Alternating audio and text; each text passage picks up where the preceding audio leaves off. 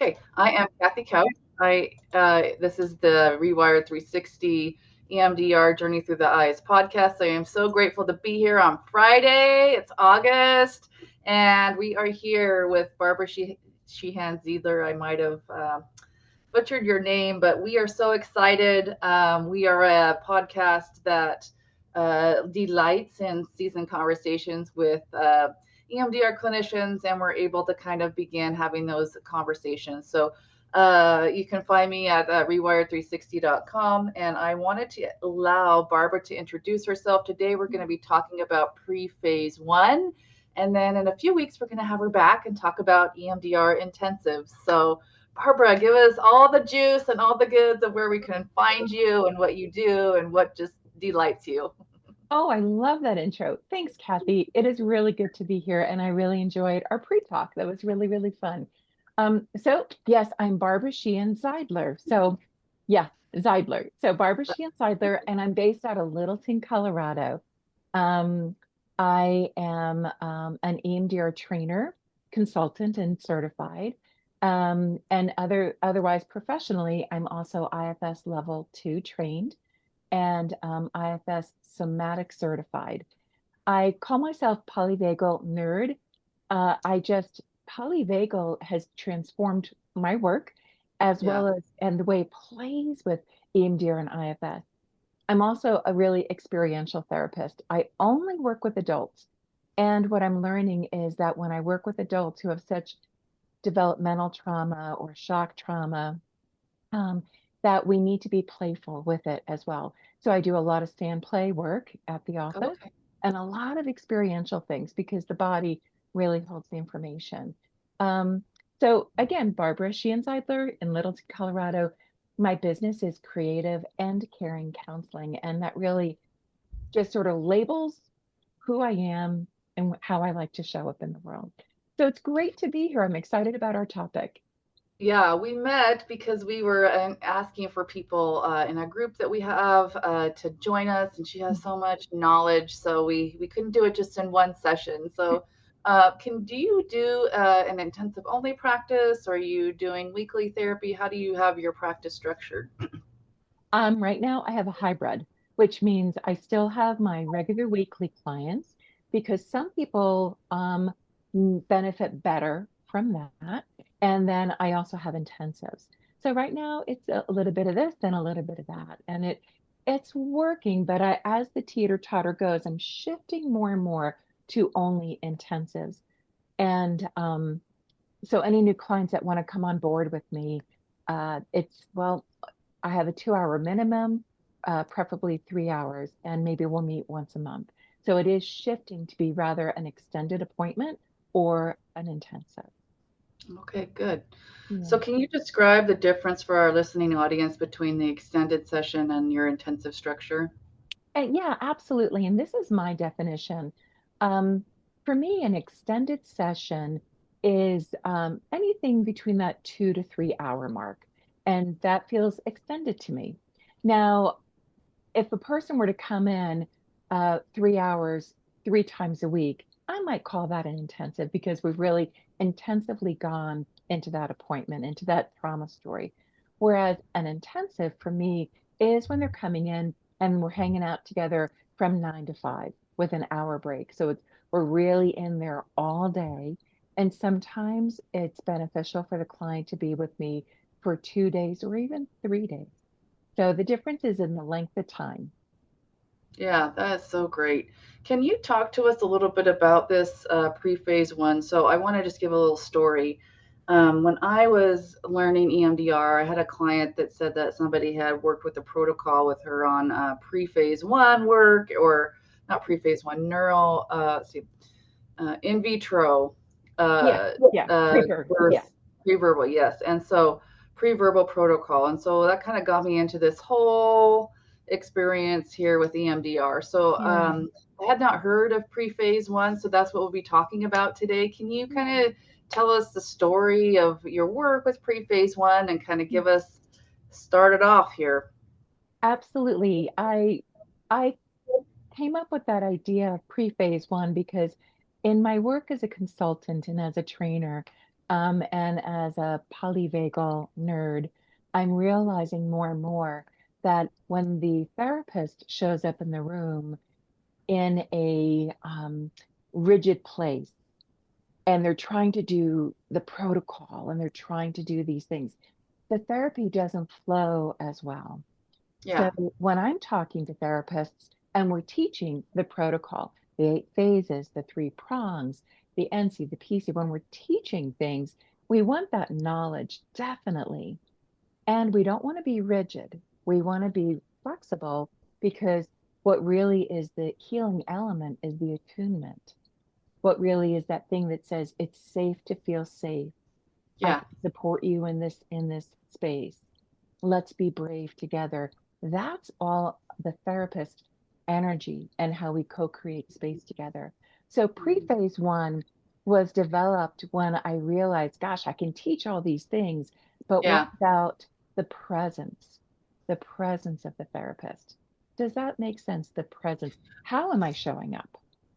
And doesn't that, I mean, if we're going, I know just smidgen of polyvagal. So doesn't it, to the nervous system, it Mhm, begins setting that landscape for it's mhm, okay for my nervous system to be in rest and digest and parasympathetic. And what does that feel like? So many times we get our patients in fight or flight. We're having mhm, panic attacks. We're having anxiety.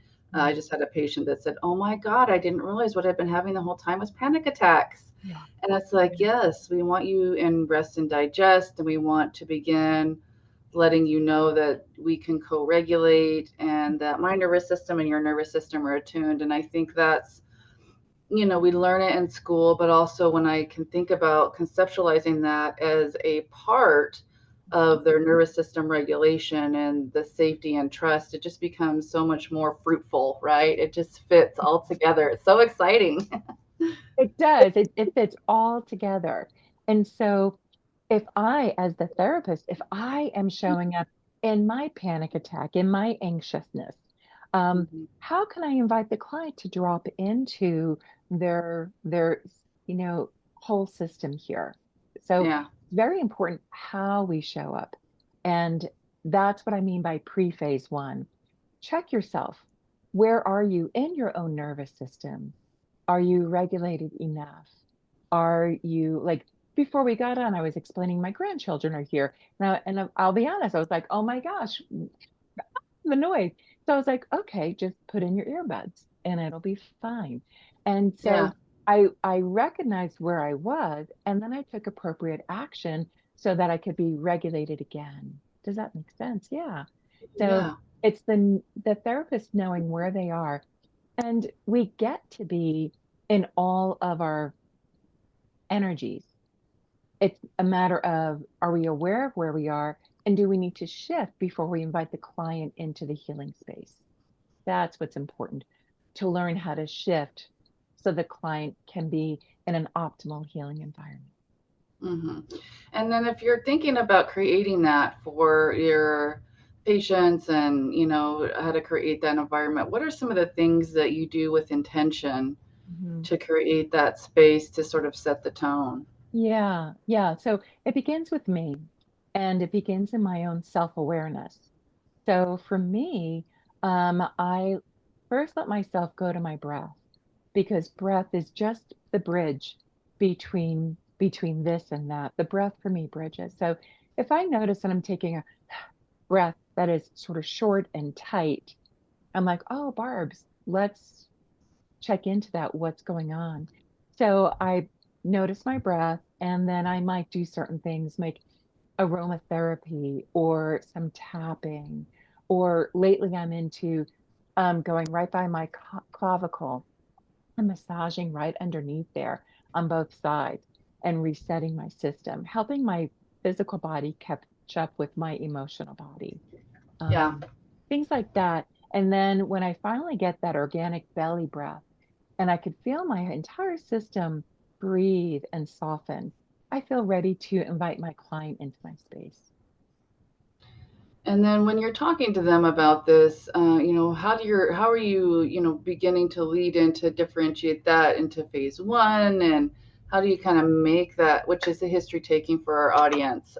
How do you and treatment planning preparation. How do you kind of transition to that? What are some tips and tricks? Yeah. And so pre-phase one is done maybe without the client in the room, right? Oh, I see. Oh yeah, before I open my clinical door, I'm checking, am I ready? Is my room ready? Right? Is my room organized? Because clients notice things. One time I got my hair cut and they're like, "Oh, you got your hair cut." And it's like, "Yes, I did." Or I changed my pillows. So is the room ready to receive the client and help and welcome their nervous system to feel safe and seen? So is my room ready?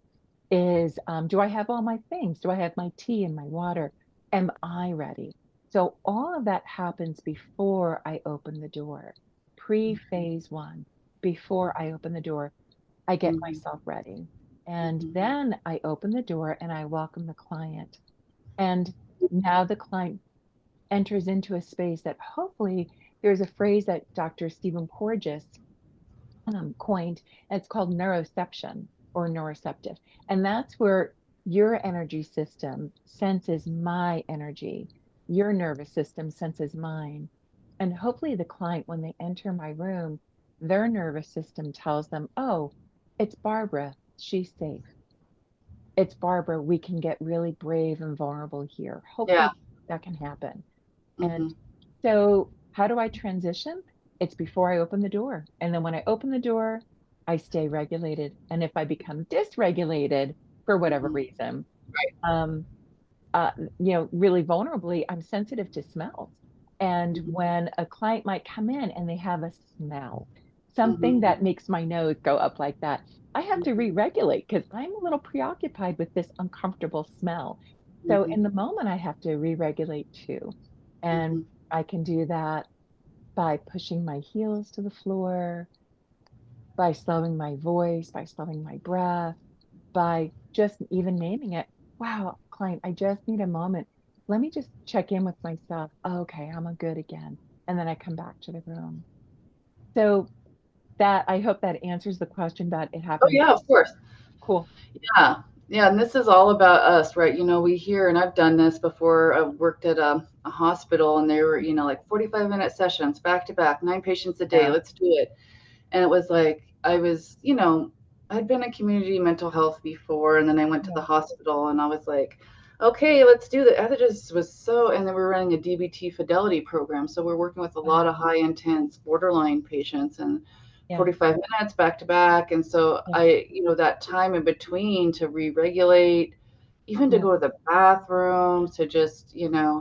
is That's so important. And so I kind of learned steps and tricks to manage that time, but mhm, I also think, if you're working in a organization really kind of advocating for this, we learned, our therapists, we, mhm. we need hour spots, and eventually went back to the hour Oh, spots. But good. Oh, just, good. thinking that through and really saying, like, we are the tool. We need to take Yeah. care of ourselves Yeah. and regulate and Yeah. all those things. So it's been an awareness of mind that we have to be physically present and those Yeah. kinds of things. Can Yeah. you share a little bit kind of about polyvagal and how that fits into this pre-phase one, since you have done a lot of learning and education around that? Yeah, absolutely. So my nervous system, so in polyvagal theory, developed by Stephen Porges, Deb Dana is one of my favorite teachers, one of my original teachers about polyvagal theory. Okay, yeah. Okay. And what I have learned and have embraced is that the way I am feeling in the moment really translate into how I'm being perceived. And so what I'm noticing is like my self-awareness. I have this little thing I teach people. It's called ABCs, DE. And ABC stands for aware, breath, choice. And in my awareness, I'm really staying very attuned to where am I? Am I relaxed and present? Am I sympathetic? Oh no, I'm running 10 minutes behind. What do I do? What do I do? Or am I dropping down into a dorsal collapse of it's, my fifth, sixth, seventh climb of the day, and I'm just exhausted. So I practice my awareness of where I am in my self energy. And then in that awareness, I take a breath, I take a pause, and I make a choice. Is it good to stay here, or do I need to do something to regulate differently right now? So polyvagal theory has set the foundation to inform me and educate me that when I'm showing up in my ventral vagal energy, my social engagement system, it invites my client to also show up in their sympathetic or their social engagement system. So I feel like it's a, dare I say, an ethical responsibility to be so self-aware and show up as best as I can in that place. So I'm aware and I do things to help re-regulate so I can be as present as possible. Yeah, that's very good. And a lot of mindfulness, right? We have to be, Oh, aware of that with mindfulness and our own skills. yeah. How do you do that over the intensives, Yeah. either the longer extended sessions of 3 hours or the 6 hours? How do you kind of do that for yourself throughout? Because we're working on a lot of really dense material, right? We are. And even when it's the regular traditional hour, EMDR 8 phases, 3 prongs. And when we're in that phase 4, where things can get really raw and really vulnerable, and the client is really emoting and bringing things that they've never shared before, right? Like things, whether it's in the clinical hour or whether you're in that second day, fifth hour of that second day, it's this moment to moment attunement, moment to moment awareness. So, one of the things that I am studying are the paradoxes of being a therapist. And what do I mean by a paradox? I mean that I want to be here in the moment with you while being so aware of myself. And the Yes. paradox of like, Yeah. what do I do? What do I focus in on? And it's this thing that we're juggling and we're doing in the moment, in the moment, in the moment. Hmm. So it is a very in the moment thing. And I just want to pause and double check because I can tell I was like, oh, did I answer Kathy's question? So what do I do? What I just did. So in therapy, sometimes when I feel like I'm overthinking, I'll be really transparent and say, oh, client, let me take a moment and just check in with myself. I'll be really transparent and maybe even model to the client that it's okay to slow down. It's Yeah. okay to say, I feel a little lost. Let me slow down and check in. So that's one of the ways I very authentically do it. I have a way of saying, "Oh, let me check in with my head heart." I say that a lot because many of my clients would be like, "Hey, Barb's, I did that thing you do." I'm like, "Oh, what's that?" Because I I curse know. a lot. I curse a lot too. I'm like, "What did you do?" I found myself saying, "Let me check with my head heart." I'm like, "Oh, well, what happened next?" And it's like, well, I really slowed down and I got in touch and I was able to come back to the moment, like, wow. So that's a lot of So what I do. my question is, they don't teach that in grad school, those kind of things. When did you start doing that as a practice as a clinician, and how was that sort of realization for you when you began doing that versus, we all have transformative experiences or things that we do. I think I'm going to try that. I think it's amazing modeling and, we learn these things that are just like, oh, that's just a skill. Don't worry about it. It's like, oh, this is so important. It can transform everything. How did that go for you? What a great question. There have been a few iterations of it, a few Yeah. iterations. I Uh-huh. remember the first time, though. I remember the first time where I dropped into my Uh-huh. authentic self, who Yes. happens to be a therapist, right? I love that. My authentic self, who happens to be a therapist. I was a baby EMDR clinician, so it was too many years ago, but I was in the field for about 3 years and I had been doing EMDR about a year. And I was doing all the things. I was feeling confident. I was looking at my sheet of paper and I was doing all the things. I was doing all the things. Yeah. And I, the client was in a profound moment of discovery, and we caught on contact. And the client's eyes were just, maybe you've had this experience, Kathy, looking at me, beseeching, like wide open, like, I'm in this place of terror and bravery. I'm right here. I'm right here, you know? And I was like, Barbara, stay here. Don't go back to your paper. That would be so, what's the word? I Yeah. don't even, It's just kind of invalidating. invalidating, right? I didn't want to leave them in this profound moment of Yeah. courage, Yes. right? So I remember I put the clipboard aside Yes. and I was like, just do it, Barbara. And I was in that paradox again of, but you should be doing this. You should be the perfect I therapist. understand. Follow the Yes. protocol. Yes. Yes. Barbara, you can't abandon this person right now. Be Yes. right here. I was in this paradox and I put the paper down and I took a breath and I relaxed my entire body because I was tensing and I Yeah. relaxed. And guess what happened? Guess what happened next with the client? What They went happened? to courage. That they went to courage, like, you're here. I'm not alone. I can do this. And I was just right there.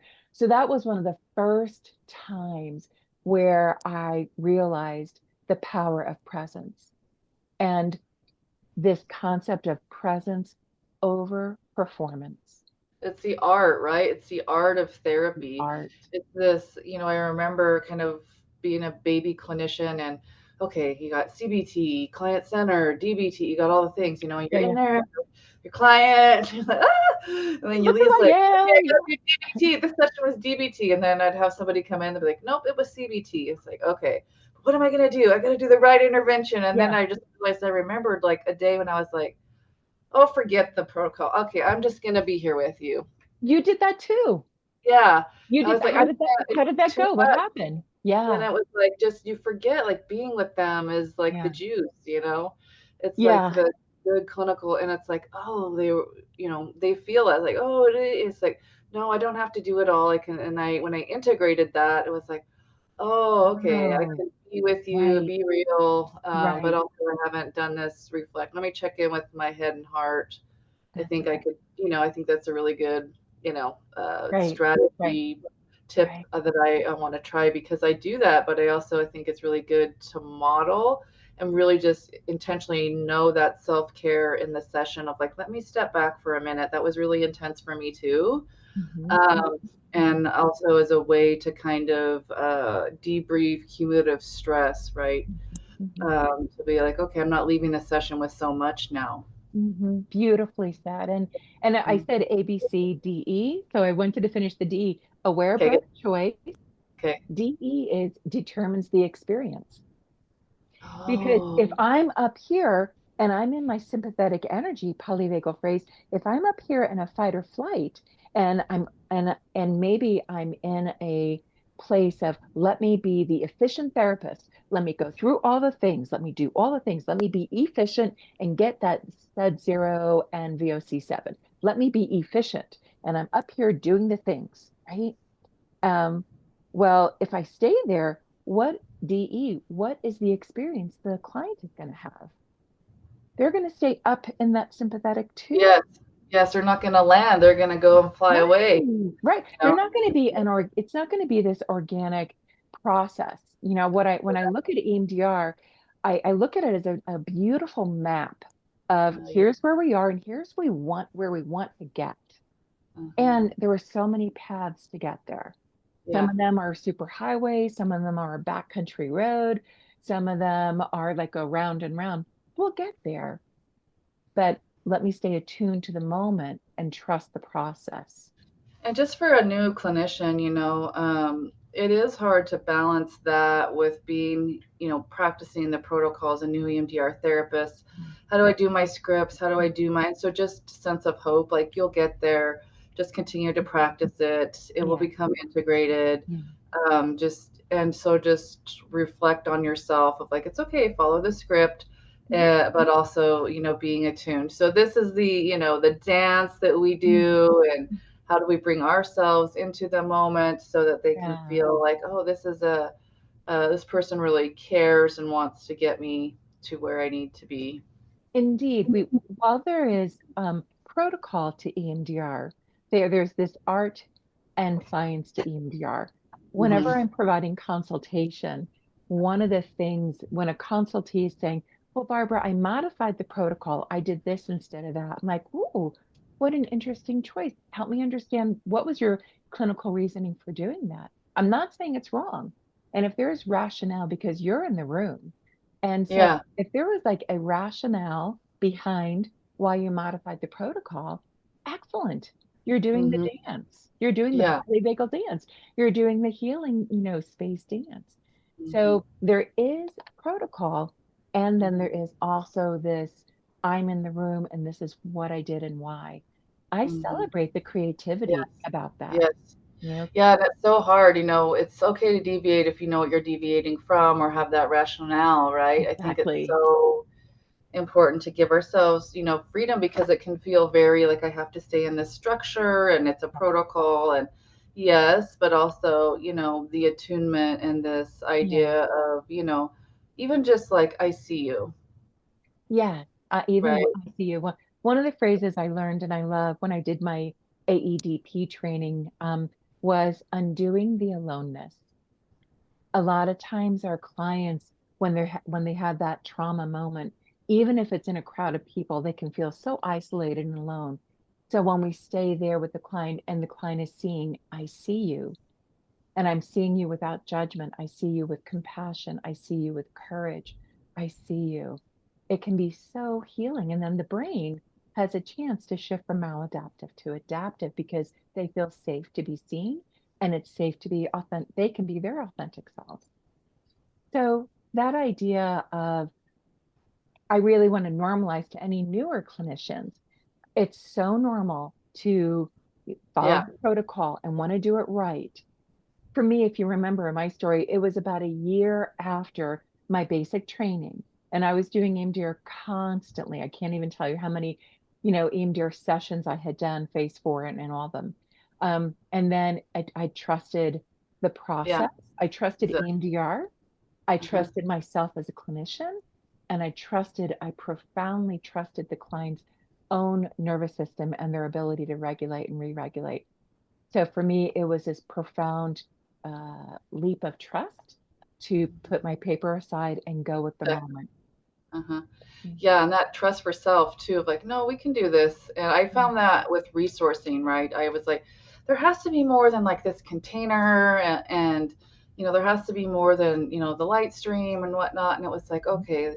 And so then I kind of found this Easy Ego State intervention book by Raman Shapiro, and started working kind of with different ages. And then we kind of mix in with IFS and parts, and really like, when I tell people, when they're in this panic attack or have this anxious part, I just let them know, like, we're all, imagine the scene, we're all on a bus, and your right now self is at the front of the bus, and this anxious part is taking over. So, would it be okay if you could just tap that part on the bus, tell it to take a back seat, and reestablish the driver's seat? They're like, oh, yes, they love that. And it's like, oh, then now, okay, what's it doing now? And like, it's in the back of the bus, and but they notice all the other parts, but they're feeling like they're in their autonomy now. It's like, oh, this isn't just something that happens. I can have a sense of autonomy and control, and it's like, oh, that's a, Right, a simple shift. And it's like, right. whoa. When I first did Whoa. that, I was like, yay. It's like awesome. And so It's they felt so good. and they could be like applying that ABC, aware breath choice. There was an Yeah. awareness of what was happening. There was a Yeah. breath or a pause, and then there was a mindful choice to determine the experience. So you did that Okay. ABC so skillfully. And if we think about EMDR therapy and how we're shifting from maladaptive to adaptive, or if Yes. we're thinking about our parts and how our parts are always helping us, there was this beautiful introduction of what would be the wise choice right now? Does this anxious part, is it wise for anxious part, or is it habit? Right? Because habit can take over and it's like, wait, we can change things. So beautiful work.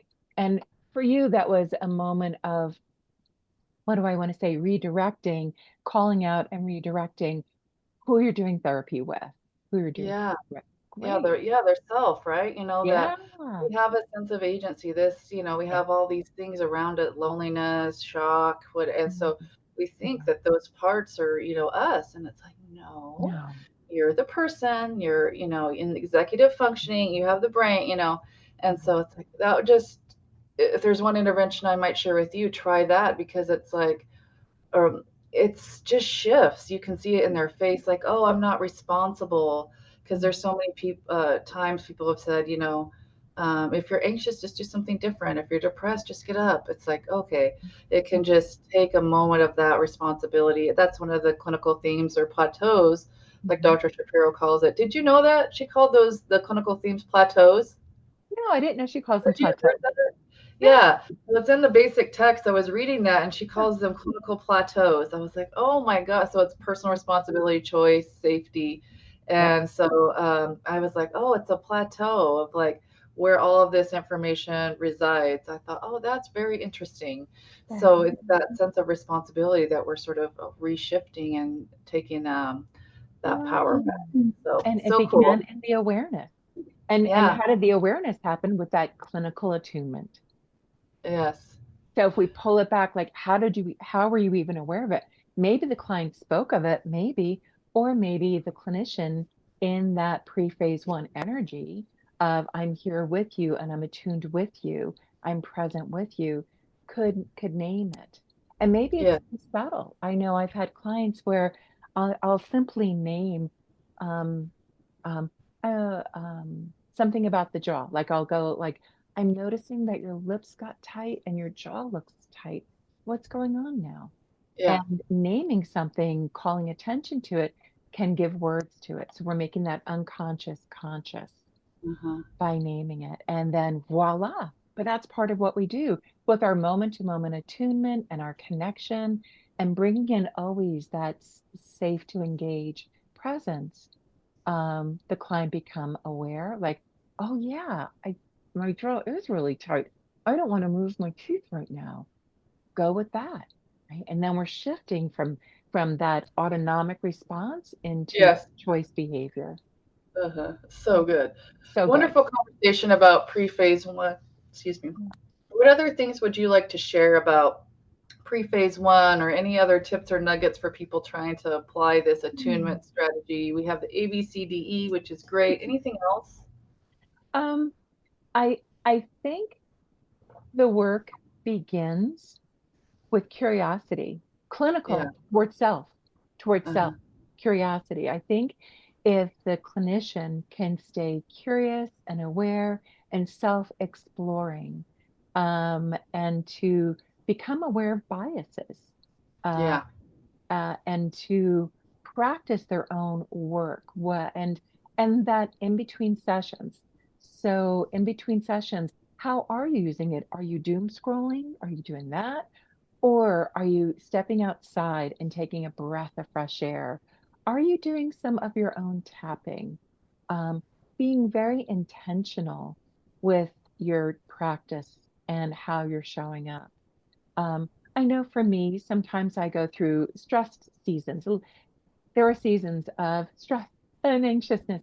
And when I'm going through that, I double down with more mindfulness practices. I think I read somewhere, oh, you don't have time to meditate, double down and meditate more, because that is what I need to do to really ground. So Yes. be intentional with your space in between appointments. Stay curious about your own regulation system, and that not to vilify. It's absolutely normal to drop to a sympathetic fight or flight. It's absolutely normal to go down to a dorsal vagal collapse. It's normal. But the key is know where you are and then know how to relieve yourself from being there.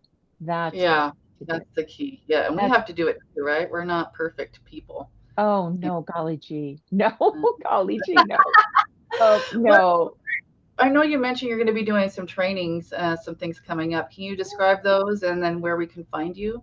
Um, let's see. I will be, um, let's see. I will be doing an online training and let me pull it up really fast.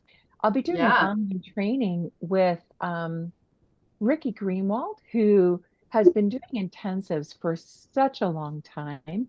And this is his second annual intensives conference. and I will be doing a co-presentation with Stephanie Phelps. Shout out to Stephanie. Hey, Um, Steph. she is fantabulous. And so I'll be doing a training there with Stephanie, and I'm pulling it up now. There it is. And it's called Anchored and Aligned: Inner Presence and Outer Structure for Intensives. And Ooh, you can, yeah, Stephanie will be bringing the structure of like how to create an intensive, how to market an intensive, what do you need to do these things for an intensive? And then I'm going to bring the soft skills about how to stay with endurance in an intensive. When you're on that third day with a client, how do you still stay present? So I'll be bringing that, and Stephanie brings the other thing. So that is going to be November 14th. And if you research or Google Ricky Greenwald, and it's called the Trauma Institute and Child Therapy Institute, TICTI. Or you can go to my Facebook page and find it there. So I'm doing that training. I'm doing a training up in Breckenridge for the Colorado juvenile judicial system. And that's going ooh, to be bringing polyvagal theory into that so that there can be co-regulation in that really, ooh, environment. I love that one. Yeah. Yeah. And then I'm doing a training in Portugal next year, about with Alejandro Castro. And you know what? How about if I just say Google my name and I'll have them all listed because there's a lot of them coming up.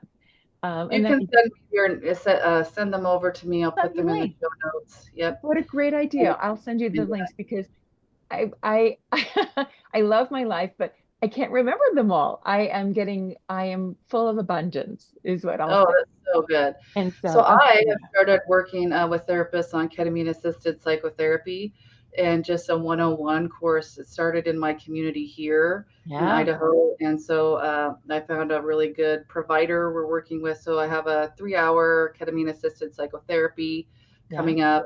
We have a certification intensive where we're working on 3 hours of certification hours. Wow. And then we have our university program where we're companioning through certification and consultation with cohorts. And so the idea is to go from basic training, which I'm working on, which is the first step after your master's degree, first EMDR training.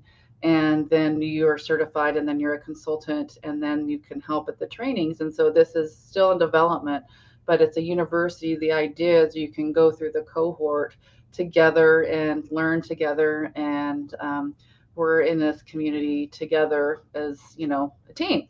And so those are coming up in September. There will be new information coming from the EMDRIA conference later this fall on the changes in the consultant status and what that means for consultants. You can look for that. Stephanie Pierce, my colleague in Pennsylvania, has a grief summit coming up in the fall. I'll list that out. And then I have a documentation course and a grief and loss targets course coming up live. So those are Nice. my teaching tools. And so excited for all those things. Um, Nice. Really nice. I yeah, any, uh, go ahead. and the one thing I'd add, I do bespoke trainings, meaning agencies are hiring me to do customized trainings for them.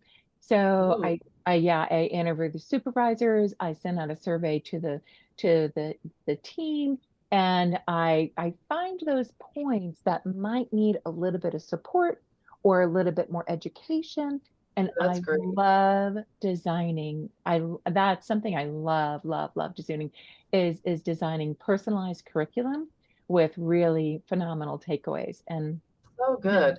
yeah, so I do that a lot too. So it's great. Fun. I do. Organizational consulting. That's so good. Yeah. Well, we're so happy to have you. For our listeners, come back in a couple of weeks. And we will be working on the details on intensives. You can find my intensive practice at willowcreekhealth.com. You can find my training practice at rewired360.com. We're here pretty much every Friday. You can go on YouTube and comment and be a part of this as well. So you can find those scheduled on my YouTube channel. It's at Rewired 360 EMDR, I believe. And so, So happy to have you all. Have a great Friday, and we will see you next time. Take care. Thanks so much. Bye. Bye bye.